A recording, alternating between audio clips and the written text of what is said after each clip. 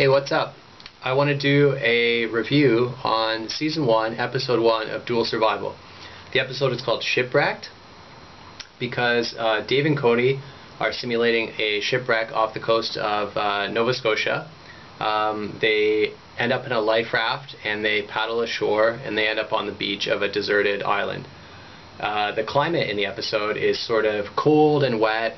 It's raining, it's snowing, everything is damp, the wood, the kindling, all that stuff. So that's obviously a major consideration for the show, is just how are they going to keep warm, how are they going to make a fire. So the tools that they are given for the episode are a knife, a plastic tarp, which is sort of just a clear piece of plastic, a space blanket, and a flare gun with a single flare. So one of the first things that they set out to do is make a shelter and make a fire. If you know anything about Cody, he's all about thermal regulation and controlling your core body temperature, because exposure can kill you in hours out in the wild. If it's too hot, if it's too cold, and you can't regulate your core body temperature, you're going to be dead before anything else kills you. So they start out to make fire, and that's one of the most dramatic parts of the show, actually. The way that they do it, the only ignition source they have is the flare gun. So they prepare sort of like a tinder bundle, like a pile of kindling basically, and Dave shoots the flare into the kindling. Initially you see a lot of flames and it looks like it's going to go up no problem, but all of the wood out there is damp because it's been raining, it's been snowing. So that quickly starts to die down to just an ember, and Cody has to work his magic. That guy is the fire-making god as far as I'm concerned. So he blows into that tinder bundle and gets it to ignite into flame somehow. 999 people out of 1,000 could not make that work, I guarantee you, if not higher odds than that. So that's just a miracle, really. So that's the fire. They make the fire in front of part of the landscape that they're going to use for shelter. It's basically like a big tree that's flipped over, probably due to a storm, because I guess the winds out there are pretty severe. So I think it's just like an uprooted tree that they're using for sort of the back of their shelter. So the first night they just kind of line that with some pine boughs or whatever, and then they burn the fire in front of it.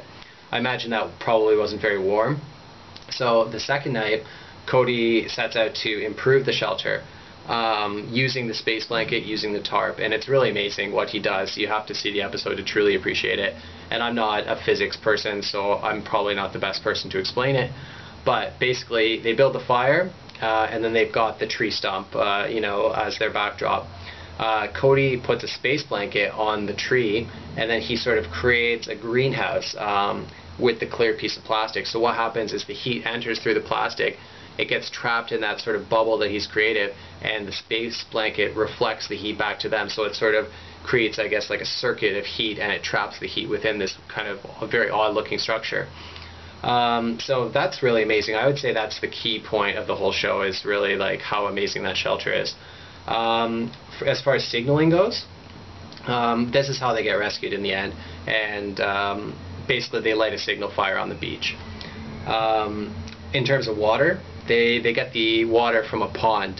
There's a frozen pond, and they sort of discuss the merits between using snow for water, being 90% air and 10% water, and the ratios are reversed for ice. So it's ice is very high value.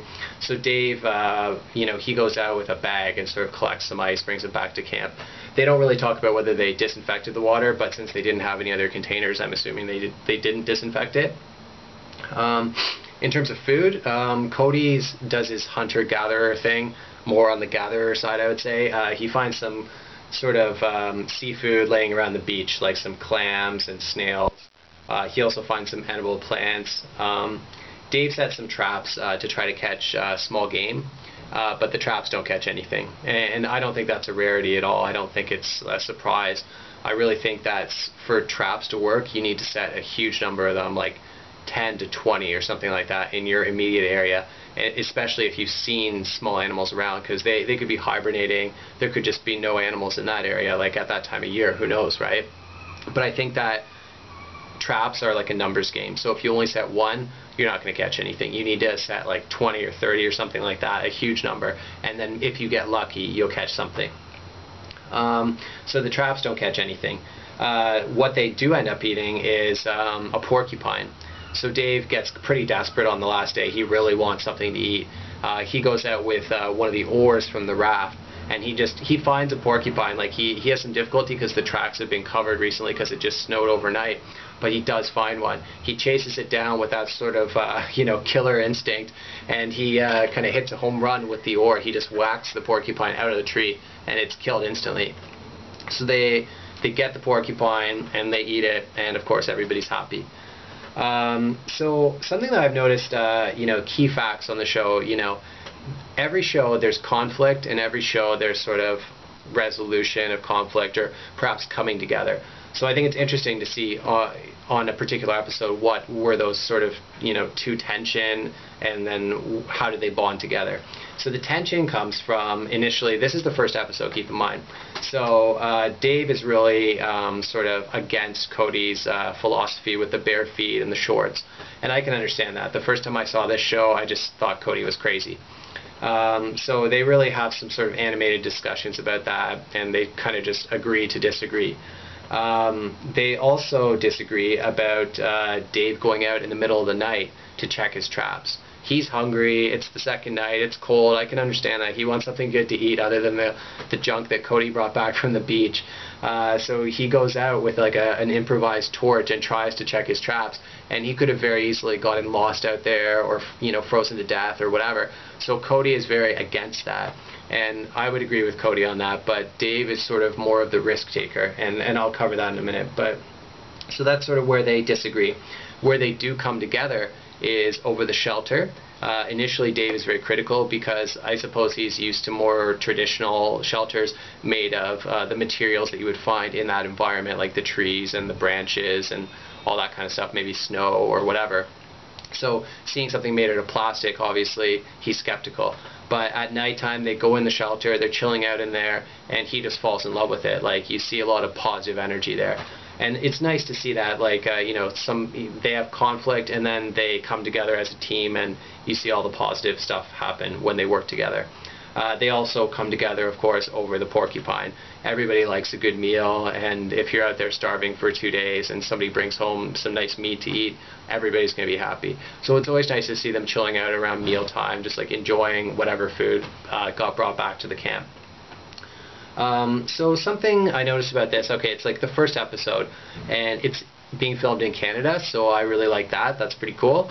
And then the other thing that I noticed is, you would assume by looking, if you were just going by, judging the book by its cover, you would see Cody look like a hippie with the long hair, the pigtails, the nose ring, the shorts and the bare feet. It's like, okay, this guy's a free spirit or whatever. And then you look at Dave, and okay, he's got the short haircut, he's got that military look about him, the mustache and no nonsense and all this stuff. But then, when you look at sort of their survival philosophy, who is more risky? Like, if you took those two individuals and you looked at them on the street, you would say, okay, well, this guy, the army guy, is conservative, Cody's very liberal, so therefore the liberal guy would be more willing to take risks, perhaps, and just be less conservative in his approach to survival. But what you actually get is the opposite. You get Dave out there taking the risks. He's going out at nighttime trying to hunt. And Cody is saying, no, hey, listen, like, it's going to be light in a few hours. Why don't we just play it safe and chill out here and survive the night? It's not worth dying to get something in your belly. So it's just interesting that you can never judge a book by its cover. So the first episode is awesome. I love it. I think there's a real chemistry between Dave and Cody that gets developed as the seasons go on. But it's a great first episode, and that's my review. Thanks for watching.